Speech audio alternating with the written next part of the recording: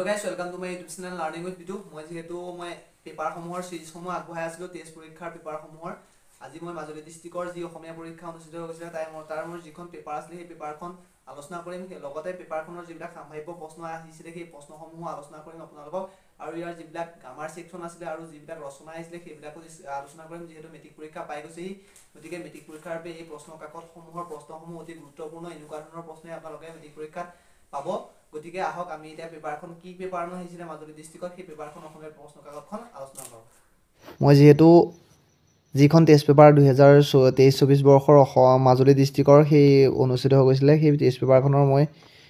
আলোচনা কৰি আছিলো এতিয়া 2023-24 বৰ্ষত মাজুলী ডিস্ট্ৰিক্টত অনুষ্ঠিত হৈ যোৱা প্ৰাক বাছনি পৰীক্ষাৰ টেষ্ট পেপাৰৰ অসমীয়া যিখন পেপাৰ আছিল সেইখন ডিসকাস কৰিবলৈ লৈছো ইয়াত 100 নম্বৰৰ প্ৰশ্ন আহিবলৈ দেখা পোৱা গৈছিল এনেকে ধৰণে যেহেতু মেট্ৰিক পৰীক্ষাত প্ৰশ্নসমূহ আহিব প্ৰথমটো আহিছিল অতি চমু প্ৰশ্ন উত্তৰ যিকোনো দুটা কৰিবলৈ দিছিল ফ্ৰম ভলগাটো গংগা গ্ৰন্থখন কোনে ৰচনা কৰিছিল স্বকীয়তা মানে কি নাৰায়ণ মূৰ্তি কোন তাৰপিছত 2 নম্বৰ কোৱেশ্চন আহিছিল তাৰপিছত 3 নম্বৰ কোৱেশ্চনটো আহিছিল 4 নম্বৰ এজন উদ্যোগী হোৱা যিমান সহজ সফল হোৱাটো কিন্তু সিমান সহজ নহয় কথাষাৰ পাঠাৰ অৰ্থত বুজাই লিখিবলৈ দিছে তাৰপিছত ভাৰতীয় সংস্কৃতি এক বিৰাট সমন্বয়ৰ বস্তু ভাৰতীয় সংস্কৃতি এটো আহিয়ে থাকে কিমান কথাষাৰ কিমান যুক্তিপূৰ্ণ বুজাই লেখা ভাৰতীয় সংস্কৃতি এনেও সমন্বয়ৰ যোগেদিয়ে গঢ় লৈ উঠিছে আমি সকলোৱে জানো আৰ্য অনাৰ্য দাবিৰ মংগোলীয় বিভিন্ন জনগোষ্ঠীৰ জৰিয়তে ভাৰতীয় সংস্কৃতি গঢ় লৈ উঠিছে বৰ্তমানৰ পূৰ্বৰ পৰা ভাৰতবৰ্ষত কি হৈছিল বিভিন্ন সময়ত বিভিন্ন জনশ্ৰুতে প্ৰৱৰ্তন কৰিছিল সেই প্ৰৱৰ্তন কৰা জনশ্ৰুতসমূহে ভাৰতীয় যি ঐতিহ্য আৰু সংস্কৃতি হেতু ৰক্ষা কৰি আহিছে তাৰপিছত এনেধৰণে ভাৰতীয় সংস্কৃতি মানে কি হৈছে সংমিশ্ৰিত সংস্কৃতি গঢ় লৈ উঠিছে তাক সেই কথাটোকে বুজাবলৈ এই কথাষাৰ উল্লেখ কৰিছে আৰু আপোনালোকে বুজাই লিখিব লাগিব পাঠৰ আলামত তাৰপিছত অসমৰ বৈচিত্ৰ্যপূৰ্ণ জনগোষ্ঠীৰ গাঁথনি অসমীয়া সংস্কৃতিৰ বৈশিষ্ট্য ৰক্ষা কৰিছে এটো তেনেকৈ লিখিব লাগিব তাৰপিছত এনেকৈ কুৱেশ্চনখিনি আহিছিল ইন্টাৰনেটৰ তিতা মিঠা নতুন পাঠ হেতু হৈছে এইবিলাক মই যেটো গ্ৰামাৰ সেকশনটো ইয়াত এটো চক মাধৱদেৱৰ সাহিত্য জীৱনৰ কৃষ্ণম্ভ কি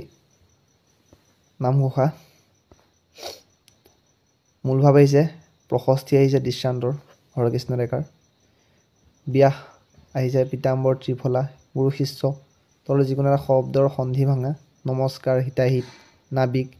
মই কৈছো আপোনালোকক মই যিমান বিলাক গ্ৰামাৰ আছে গ্ৰামাৰখিনি মই এটা ভিডিও যোগেৰে দিম মই কাইলৈ মই যিটো ছন্দৰ পাৰ্ট আছে প্ৰত্যেকটো ছন্দ কিমান বিট কি ছন্দ পৰীক্ষাত আহিবই কোনো এটা নহয় উদাহৰণ সহ হেতু দিম লগতে মই দিম সন্ধি কেনেদৰে ভাঙিব লাগে হেতু দেখাই দিম তত্ত্বভিত্তিক সত্ত্বভিত্তিও দিম সকলো মানে গ্ৰামাৰৰ গোটেইখিনি কভাৰ আপ কৰি পেলাই এটা ভিডিও আগবঢ়াম আপোনালোকক পিছত কানে কান মাৰি অৰ্থ প্ৰকাশ হোৱাকৈ বাক্য ৰচনা জয়দেউ কাকুতি ধৌতে খৰ মাৰি মই যিকেইটা দিম সেইকেইটা তাৰ পৰাই পৰীক্ষাত আহি থাকিব আপোনালোকে টেনচন ল'ব নালাগে তাৰপিছত আছে বিপৰীতাৰ্থক শব্দ আহিছে